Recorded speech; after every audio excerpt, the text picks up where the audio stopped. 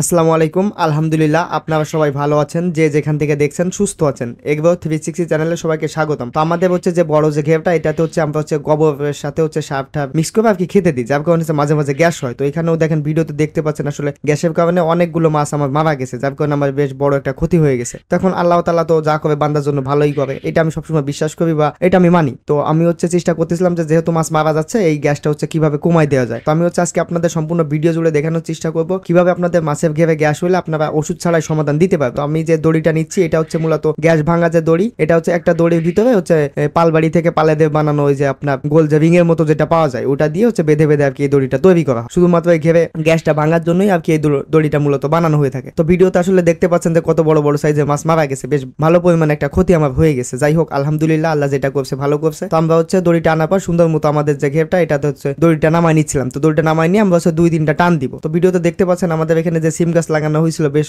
ভালোই ফলন আসছে বা ফুল ফল আসছে মাশাআল্লাহ। তো আমরা হচ্ছে এখানে 2-3টা টান দেওয়ার পর আমাদের পরবর্তী যে প্ল্যান সেটা হচ্ছে আমাদের অন্য যে ঘেরটা, আমরা হচ্ছে ওইখানে যাবো। ওইখানে যাওয়ার পরে আমরা হচ্ছে ওইখান থেকে কিছু মাছ ধরে নিয়ে আসবো খাবারের জন্য। তো এই জন্য হচ্ছে আমরা এখান থেকে 2-3 টান দিয়ে দড়িটা উঠাই নিয়ে সুন্দর মতো করে উনার ঘেরে দিয়ে তারপর হচ্ছে যেখান থেকে দড়িটা নিয়ে আসছি আমরা ওখানে দিয়ে তারপর হচ্ছে আমাদের ওই ঘেরে যাবো। তো দেখেন যে ছাগলটা দেখাচ্ছি, এই ছাগলটা কি পরিমাণে তামাক খায়। আমরা যার কাছ থেকে ওই দড়িটা নিয়েছিলাম, এই ছাগলগুলো হচ্ছে এই ছাগল এত পরিমাণ তামাক খায়, মানে তামাক ধরার সাথে সাথে সামনে খেয়ে নেয়। তো এটা হচ্ছে আপনাদের ভিডিওর মাধ্যমে দেখানোর চেষ্টা করতেছিলাম। তো আমরা হচ্ছে আমাদের অন্য ছোট যে ঘেরটা ওখানে আসার পরে আমি হচ্ছে জাল রেডি করতেছিলাম যে আমরা হচ্ছে খ্যাপ দিয়ে মাছ ধরবো। তো ভাই গেছিল, তো উনি হচ্ছে খাবার দিচ্ছিল মাছে। তো এক কাকা আসছিল, উনি বলছিল যে যেহেতু মাছ দেওয়া আছে, তোমরা তো পানি তো অনেক বেশি, তো তোমরা হচ্ছে ভিতর থেকে খ্যাপ দিয়ে মাছ ধরতে পারবে না। আমি হচ্ছে পাড় থেকে খ্যাপ দিয়ে দেখি জাল ভিতরে ফেলতে পারবে কিনা। তো উনি আসলে 2-1বার চেষ্টা করলো, আসলে কোনোভাবেই পাড় থেকে খ্যাপ দিয়ে হচ্ছে জাল পানিতে ফেলা যায় না। তো আমরা হচ্ছে তারপরে 2-3 জন মিলে চেষ্টা করে আমরা হচ্ছে জাল দিয়ে টেনে টেনে মাছ ধরার চেষ্টা করতেছিলাম। তো আসলে এখানে হচ্ছে চারা মাছ দেওয়া, তো যার কারণে হচ্ছে ছোট ছোট মাছের সংখ্যা বেশি। বড় বড় মাছ আছে কিছু, সেগুলো আসলে জালের কন্ডিশনও তেমন একটা ভালো না, যার কারণে আসলে আমরা ওইভাবে ধরতে পারি না। আর আমরা হচ্ছে প্রফেশনালি ভাবে মাছ মারার অভিজ্ঞ না, ঠিক আছে। তো এই জন্য হচ্ছে আমরা যে কয়েকটা মাছ পাইছি ওগুলোই হচ্ছে নিয়ে আমরা খাবারের জন্য চলে আসছি। তো আজকে ভিডিও এই পর্যন্তই। সবাই ভালো থাকবেন, আমার জন্য দোয়া করবেন। আল্লাহ তাআলা যেন আমার সমস্ত কাজ এবং আমার যে সমস্ত কার্যক্রম নিয়ে আমি সামনের দিকে এগোচ্ছি সবকিছু যেন সুন্দর মতো করতে পারি। আসসালামু আলাইকুম ওয়া রাহমাতুল্লাহি ওয়া বারাকাতুহু।